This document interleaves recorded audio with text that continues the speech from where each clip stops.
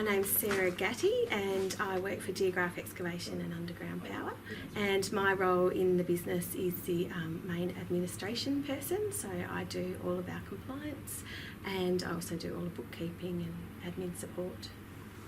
At the moment we are meeting health and safety compliance requirements, quality and environment.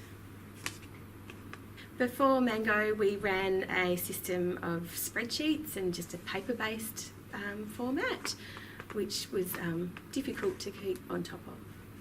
Quite often with our old system we didn't have much of a follow-up procedure, so once something was entered into the spreadsheet there was very rarely a follow-through to make sure that item had been completed, and it was difficult to manage a lot of the qualifications of our staff, especially with providing it to suppliers of details of their training. Mango solved it by being an automated system, ensuring that nothing got left out. We quite easily enter in staff qualifications and the system reminds us when they're about to expire, and we get sent emails and reminders so that to ensure nothing gets left off.